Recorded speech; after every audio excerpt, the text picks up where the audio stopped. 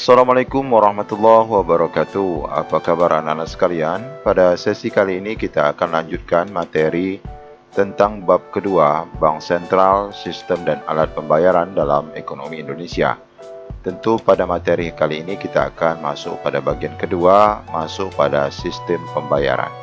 Mari sama-sama kita awali dengan membaca doa. Bismillahirrahmanirrahim. Baik, kita lewati saja peta konsep yang nanti akan kita bahas, yakni tentang sistem pembayaran. Kita lihat dulu pada pengantar, bahwa yang pertama, sistem pembayaran itu diperlukan untuk mengatur dan menjaga kelancaran aktivitas pembayaran sehari-hari. Jadi tentunya sistem pembayaran itu adalah merupakan aturan yang ditetapkan terhadap sebuah transaksi. Kemudian yang kedua, sistem pembayaran itu berkaitan dengan pemindahan sejumlah uang dari satu pihak ke pihak lain dengan media yang beragam. Jadi kalau orang membeli sesuatu, maka dia akan membayar. Nah, itu yang disebut dengan pemindahan sejumlah uang. Tentu yang dilakukannya adalah memberi uang kepada orang tersebut. Kemudian yang ketiga, sistem pembayaran itu diibaratkan sebagai saluran darah dan tubuh manusia sebagai perekonomiannya. Sehingga perumpamaan ini menunjukkan bahwa sistem pembayaran itu sangat berperan penting dalam sebuah perekonomian. Baik, pengantar ini mudah-mudahan memberikan gambaran sekelumit tentang apa itu sistem pembayaran. Baik, kita langsung pada materi. Pengertian sistem pembayaran ini secara khusus ya, supaya kita lebih paham bahwa sistem pembayaran itu adalah sistem yang mencakup seperangkat aturan, lembaga, dan mekanisme yang dipakai untuk melaksanakan pemindahan dana guna memenuhi suatu kewajiban yang timbul dari suatu kegiatan ekonomi. Jadi itu tadi sebagaimana kita lihat pada pengantar bahwa sistem pembayaran itu pada prinsipnya mencakup seperangkat aturan. Jadi tidak sembarang-sembarang kita melakukan pembayaran, harus sesuai dengan aturan-aturan. Kemudian ada lembaga-lembaga yang mengaturnya. Tentu ini berkaitan dengan lembaga perbankan. Serta mekanisme, itu tadi mekanisme tentu nanti ada teknis-teknis yang diatur. Misalnya pembayarannya baik itu dengan tunai maupun dengan tidak tunai atau non tunai. Itu namanya mekanisme. Dalam rangka apa? Memenuhi suatu kewajiban. Jadi kalau kita membeli sesuatu berarti kita punya kewajiban membayar. Lalu sistem pembayaran ini lahir bersamaan dengan lahirnya konsep uang sebagai media pertukaran. Jadi disebut dengan medium of exchange. Jadi adanya sistem pembayaran ini karena kita sudah mulai mengenal sistem uang. Jadi dulu tidak dilakukan dengan cara sistem pembayaran seperti sekarang. Nanti kita akan lihat bagaimana tahapan evolusi dari perkembangan uang ataupun sistem pembayaran ini. Kemudian pada prinsipnya sistem pembayaran ini meliputi alatnya itu sendiri, kemudian prosesnya yang atau mungkin disebut dengan proses clearing, kemudian penyelesaian akhir yang disebut dengan settlement. Artinya ini nanti selesainya transaksi itu sampai pada pihak yang terlibat dalam transaksi. Kemudian kita masuk pada evolusi atau perkembangan sistem pembayaran tadi. Nah, di dalam perkembangan sistem pembayaran ini, kita dari dulu memang sudah pernah mendengar ya sistem barter. Nah, ini seperti gambar ini. Sistem barter ini adalah antar barang yang diperjualbelikan. Kamu punya apa? Saya punya ikan. Kamu punya apa? Saya punya hewan ternak. Oke deh, saya ingin makan ikan, saya ingin makan hewan ternak. Maka dia tukar.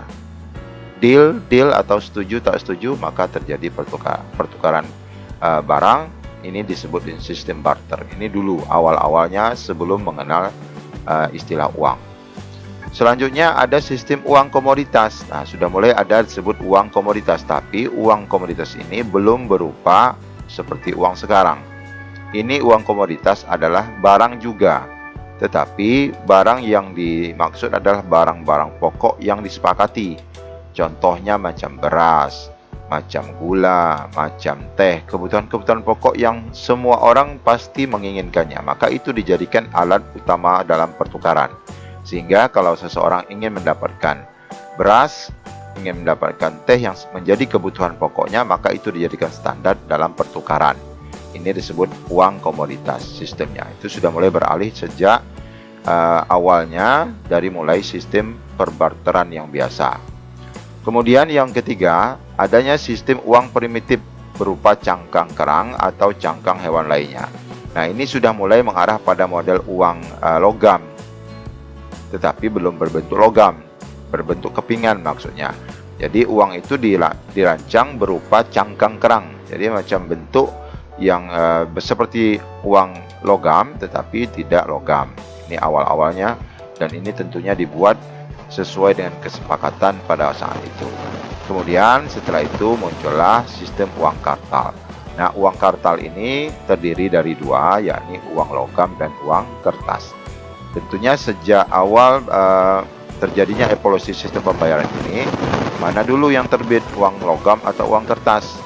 Tentu yang pertama terbit adalah uang logam sebagai pengganti daripada uang yang berbentuk cangkang kerang atau cangkang hewan lainnya.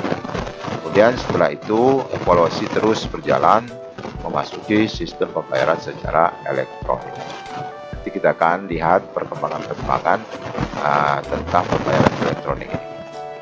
Baik, kita lanjutkan. Nah, ini sistem pembayaran yang saat ini ada. Pertama adalah sistem pembayaran tunai. Sistem pembayaran tunai ini menggunakan uang kartal yang Bapak sebutkan tadi, yang ini terdiri dari uang kertas dan uang logam. Ya, ini disebut uang kartal. Jadi uang logam terlebih dulu ada yang seperti ini ya. Sekarang nominalnya bermacam-macam ya. Nanti kita akan bahas juga pada alat-alat pembayaran. Kemudian uang kertas yang terus berevolusi bentuk dan nominalnya. Nanti juga kita akan lihat. Kemudian yang kedua, sistem pembayaran non-tunai. Non-tunai ini tentu berupa kartu ya, ataupun seperti cek dan lain sebagainya. Ini contoh beberapa jenis pembayaran non-tunai yang tidak langsung berupa uang seperti ini. Kemudian kita lihat lagi sekarang peran BI dalam sistem pembayaran. Nah, karena kita bicara tentang bank sentral dan bank sentral itu sudah diambil alih oleh Bank Indonesia, maka dalam sistem pembayaran itu kita berkiblat kepada Bank Indonesia. Apa saja peran Bank Indonesia dalam sistem pembayaran? Pertama, sebagai regulator. Yang dimaksud dengan regulator ini adalah yang memberikan atau mengeluarkan aturan-aturan tentang sistem pembayaran. Itu dari Bank Indonesia. Contohnya, peraturan Bank Indonesia nomor sekian tentang transfer dana. Ini contoh-contoh regulator atau aturan-aturan yang dikeluarkan oleh pihak Bank Indonesia. Kemudian apalagi peran Bank Indonesia? Bank Indonesia mengeluarkan izin lembaga mana saja yang boleh menggunakan sistem transfer, menggunakan e-money misalnya, menggunakan dompet elektronik misalnya. Ini izin-izinnya ini dikeluarkan oleh Bank Indonesia. Kemudian yang ketiga, kita lihat perannya dalam pengawasan. Pasti agar kegiatan pembayaran berjalan dengan baik, peran Bank Indonesia dalam sistem pembayaran itu sebagai pengawasan. Kemudian kita lanjutkan. Peran yang lain adalah sebagai operator. Bank Indonesia menyediakan layanan sistem RTGS, sistem clearing, dan sistem security settlement. Nah, ini nanti akan kita bahas pada pengayaan ya. Jadi Bank Indonesia itu berperan juga dalam sistem pembayaran yang sifatnya pembayaran-pembayaran yang besar, sedang, maupun yang bersifat surat berharga. Nanti kita akan lihat. Kemudian peran selanjutnya adalah dalam sisi fasilitator, yakni Bank Indonesia memberikan fasilitas sebagai fasilitator dalam hal pengembangan pembayaran sesuai dengan kemajuan teknologi. Kemudian kita lanjutkan pada materi selanjutnya, kita lihat pada pengayaan. Ini pengayaan, kita tadi bicara tentang RTGS. Nah, kita lihat. Jadi RTGS apa? RTGS adalah istilah dari Real Time Gross Settlement. Nah, ini sedikit istilah-istilah yang mengarah pada hal-hal yang agak unik ya. Ini harus dihafal. Real Time Gross Settlement atau disebut dengan RTGS. Ini merupakan salah satu fasilitas pembayaran dari bank. Ini kita bicara tentang Bank Indonesia ya, sebagai fungsinya sebagai RTGS, di mana jika kita ingin melakukan transfer dalam jumlah besar tapi membutuhkan waktu yang lebih cepat. Ini dengan cara RTGS. Ciri-cirinya apa? Pertama, transfer uangnya minimal itu 100 juta. Maksimalnya nggak terbatas. Kemudian biaya yang dipatoknya agak mahal, yakni Rp25.000. Ini ciri-ciri daripada RTGS. Kemudian selanjutnya prosesnya cepat. Kemudian yang selanjutnya, karena uang itu adalah banyak, maka dengan melakukan sistem RTGS ini akan mengurangi resiko-resiko.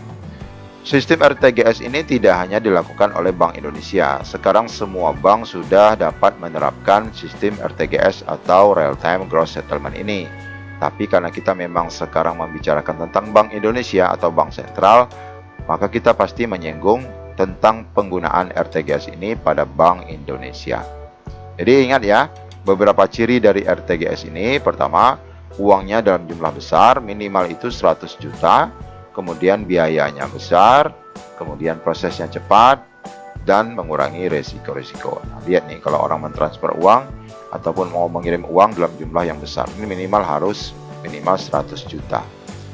Nah, lebih kecil daripada ini kita menggunakan sistem kedua, yakni BI Clearing. Tentunya sistem clearing ini juga biasa digunakan oleh bank-bank lain. Tetapi sekali lagi, karena kita bicara tentang Bank Indonesia, maka kita bicara tentang clearing yang terjadi di Bank Indonesia.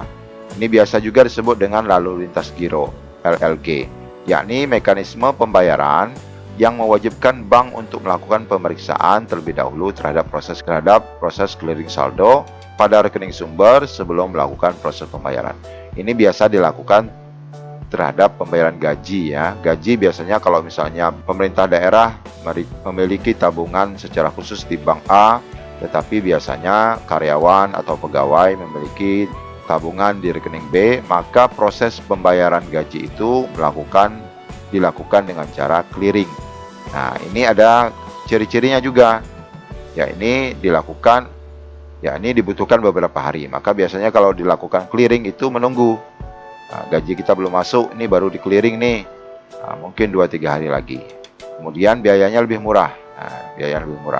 Namun bedanya dengan RTGS, karena ini tadi adalah level kedua, biaya yang ditransfer adalah tidak boleh lebih daripada 1 miliar. Tidak boleh lebih dari 1 miliar. Jadi biasanya kalau pembayaran gaji dan sebagainya oleh pegawai-pegawai, maka menggunakan sistem clearing ini. Kemudian yang selanjutnya, di mana kita melihat tadi peran Bank Indonesia sebagai operator, yakni sebagai BISSSS, yakni BIS4 ya, Scripple Securities Settlement System.